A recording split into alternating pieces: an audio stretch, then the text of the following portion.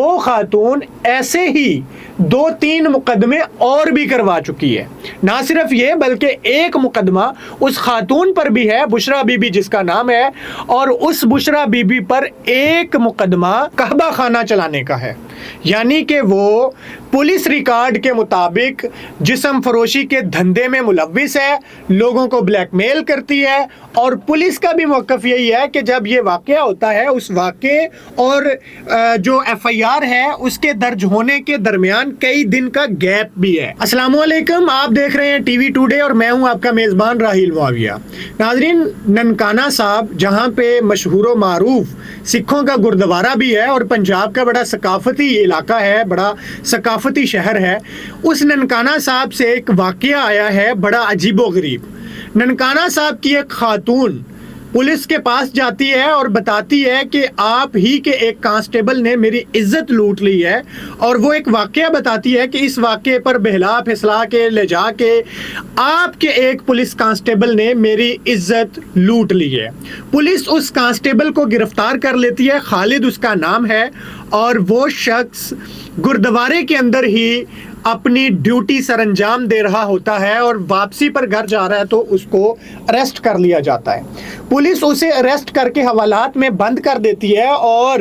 اس دوران اس شخص کی طبیعت خراب ہو جاتی ہے۔ چونکہ اس شخص کی اپنی عمر 55 سال ہے، گھر میں بیوی بچے والدہ سب کچھ ہے، اور ریٹائرمنٹ بھی بالکل قریب ہے، نہ جانے یہ گھبراہٹ، یہ پریشانی یا اس کی جو طبیعت کی خرابی ہے یہ کس وجہ سے ہے۔ اس کو اپنے فیوچر کا ڈر ہے، اس کو اس گندے اور گھنونے الزام کا ڈر ہے، عزت کا ڈر ہے، اپنے گھر والوں کا ڈر ہے، یا جو قریب پہنچی ریٹائرمنٹ ہے اس کی پریشانی ہے۔ بہرکیف اس شخص کی حالت خراب ہو جاتی ہے، تو ننکانہ صاحب پولیس جس تھانے میں وہ بند تھے اس تھانہ کے جو لوگ ہیں وہ بلا لیتے ہیں ریسکیو 1122 کو۔ ریسکیو 1122 جب وہاں پر آتی ہے اور وہ اسے فرسٹ ایڈ دیتے ہیں تو وہ شخص جو پولیس کی وردی میں تھا، کانسٹیبل تھا، اور پولیس وردی میں ہی حوالات میں موجود تھا، حوالات میں جا کر ہی نیچے لیٹے اس شخص کو طبی امداد دی جاتی ہے۔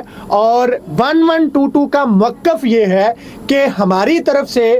پولیس کو سجیشن یہ دی جاتی ہے کہ چونکہ اس شخص کی طبیعت زیادہ خراب ہے، یہ شخص جو ہے نا وہ اب یہاں پر رکھنے کے قابل نہیں ہے، اس شخص کو ہسپتال منتقل کیا جائے۔ لیکن پولیس والے اس بات کو اگنور کر دیتے ہیں اور رات گزارنے کے لیے وہ اپنے آرام و سکون سے اپنے معاملات میں مصروف ہو جاتے ہیں۔ جب صبح ہوتی ہے تو دوبارہ 1122 کو کال کی جاتی ہے اور دوبارہ 1122 والے آتے ہیں، تو 1122 کا موقف یہ ہے کہ جب ہم جاتے ہیں تو اس شخص کی ڈیتھ ہو چکی ہوتی ہے۔ جی، حوالات میں پڑے پولیس کانسٹیبل کی حوالات کے اندر ہی ڈیتھ ہو چکی ہوتی ہے۔ جب اس کی ڈیتھ ہو چکی ہوتی ہے تو 1122 والے ریسیو ڈیتھ کا سرٹیفکیٹ دے کے اسے ہاسپٹل کی طرف منتقل کرتے ہیں، تو ہاسپٹل جب پہنچایا جاتا ہے ہاسپٹل والے بھی ڈیڈ باڈی کی وصولی کا سرٹیفکیٹ پولیس کو تھما دیتے ہیں۔ اس ساری صورتحال میں لواحقین کو اس شخص کی لاش دے دی جاتی ہے، خالد اس کا نام ہے، کانسٹیبل ہے، اور جب گھر میں لاش پہنچتی ہے اس کی تدفین ہوتی ہے، اگلے روز اس صدمے کو برداشت نہ کر سکنے کی وجہ سے اس خالد کی ماں بھی چل بستی ہے۔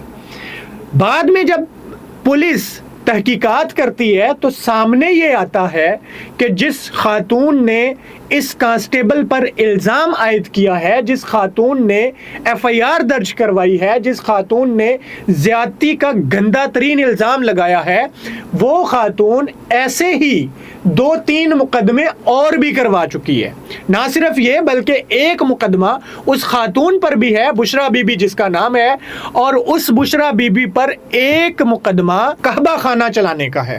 یعنی کہ وہ پولیس ریکارڈ کے مطابق جسم فروشی کے دھندے میں ملوث ہے، لوگوں کو بلیک میل کرتی ہے، اور پولیس کا بھی موقف یہی ہے کہ جب یہ واقعہ ہوتا ہے اس واقعے اور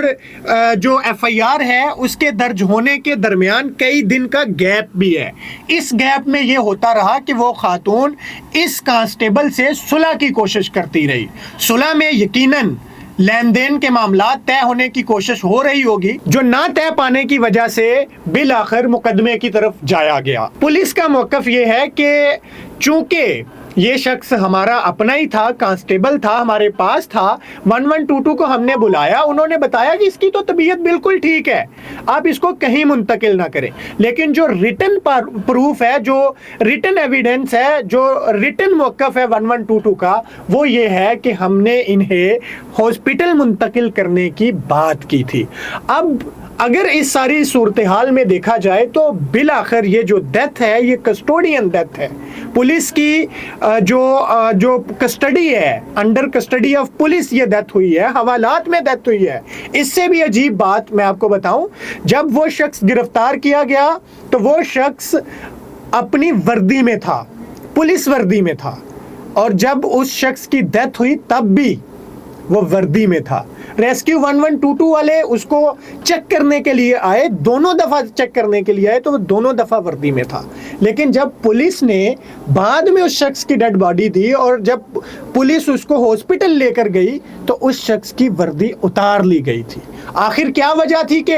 ایک شخص جو وردی میں آتا ہے، وردی میں حوالات میں جاتا ہے، وردی میں آپ اس کو بند کر دیتے ہیں، وردی میں اس کی ڈیتھ ہوتی ہے، بعد میں اس کی وردی اتار لی جاتی ہے اور اس کو کسی کی شلوار پہنا دی جاتی ہے۔ اور اس سارے معاملے میں یہ جو کسٹڈی میں ڈیتھ ہے یہ نیگلیجنسی ہے پولیس کی، بہرکیف نیگلیجنسی ہے۔ اگر پولیس کا یہ موقف مان بھی لیا جائے کہ ہمیں تو 1122 والوں نے یہ کہا تھا کہ اسے ہاسپٹل نہ منتقل کرے، انہوں نے کہا ہی نہیں تھا جی، تو پھر بھی ایک شخص کی بگڑی طبیعت جو اس کو ڈیتھ تک لے گئی، کتنا تڑپا ہوگا وہ شخص، کیا صورتحال ہوئی ہوگی اس کی۔ اس سارے معاملے میں پولیس کہاں سوتی رہی؟ پولیس کو پتا کیوں نہیں چلا؟ اور اگر یہ اپنے کانسٹیبل کے ساتھ حوالات میں یہ سلوک کرتے ہیں، میرا آپ کا کیا حال ہوگا؟